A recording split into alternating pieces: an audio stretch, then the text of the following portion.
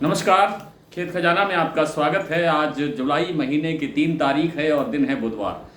आज सरसों के बाज़ार में थोड़ा दबाव देखने को मिल रहा है। सुबह जो रिपोर्ट्स थी उसके बाद बाज़ार में थोड़ी बहुत और गिरावट या नरमी आप कह सकते हैं कि देखने को मिली।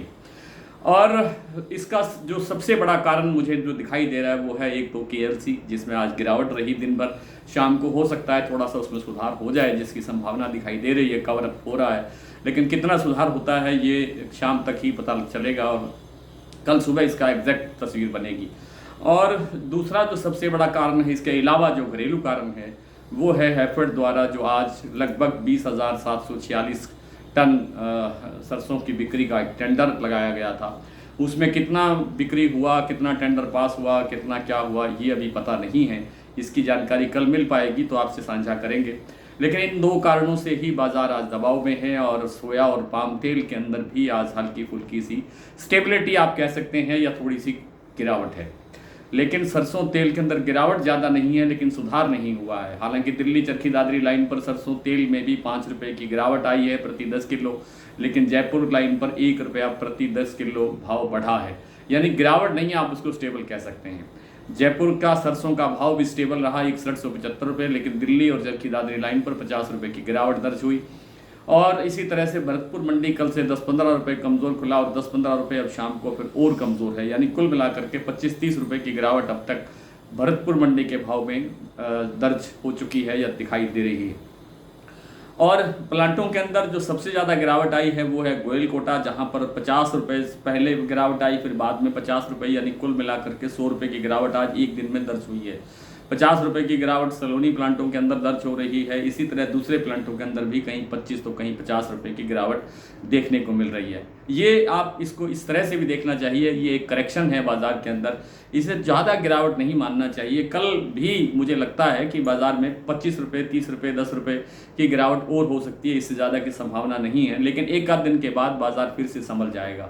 आज थोड़ी सी आवक थोड़ी सी बढ़ी है। कल 3.5 लाख बोरी थी, यानी 3 दिन, पिछले 3 दिन 3.5 लाख बोरी रहा।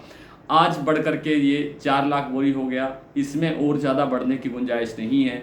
गिरावट आ सकती है जब भाव टूटता है, कमज़ोर होता है तो आवक घटती है, क्योंकि बिकवाली घट जाती है, लोग बेचना नहीं चाहते हैं तो बाज़ार में माल नहीं आता है। और इसी तरह से अगर 2 दिन लगातार बाज़ार घटता रहा तो बाज़ार में आवक भी घट जाएगी और बाज़ार फिर कवर करेगा। फिलहाल सरसों के बाज़ार में मंदा दिखाई नहीं दे रहा है और बाज़ार आगे बढ़ने की स्थिति में भी ज़्यादा नहीं है, यानी बड़ी तेज़ी दिखाई नहीं दे रही है, लेकिन बाज़ार पॉजिटिव ट्रेंड में रहने की उम्मीद है। सरसों तेल मैंने बता ही दिया आपको, बहुत ज़्यादा गिरावट नहीं आएगी, क्योंकि अब सरसों और सोया तेल के अंदर डिफरेंस जो है वो काफ़ी हो गया। 18-20 रुपये प्रति 10 किलो का डिफरेंस चल रहा है, जिसके कारण से जो सरसों तेल की डिमांड है वो कमज़ोर हो गई है। और जो आपका मूंगफली का तेल है वो स्टेबल है 1525 रुपये पर। जो 1525 रुपये राजकोट का भाव स्टेबल है, उसमें गुंजाइश अभी और बढ़ने की है। समय लेगा, लेकिन थोड़ा बाजार ठीक हो जाएगा। आज थोड़ा सा जो आपका गुजरात कड़ी का भाव बिनोला तेल का है उसमें भी हल्का फुल्का सुधार हुआ है, 5 रुपये का आप कह सकते हैं। 30 रुपये, 930 रुपये कड़ी का भाव है, 925 रुपये राजकोट का भाव है। और इन दोनों भावों के अंदर आगे चल करके सुधार होने की संभावना बन सकती है। कुछ मंडियों के भाव देख लेते हैं, जैसे मैंने आपसे साझा कर लिया है। फिर भी सलोनी प्लांट में इस समय शमशाबाद, दिग्नेर और आगरा का भाव है 6575 रुपये, अलवर का भाव है 6525 रुपये और कोटा का भाव है 6475 रुपये। ये सलोनी के भाव हैं। और भरतपुर मंडी 5775 रुपये, कल से 15 रुपये कमज़ोर खुला था, लेकिन इस समय 5760 रुपये के आसपास भाव है।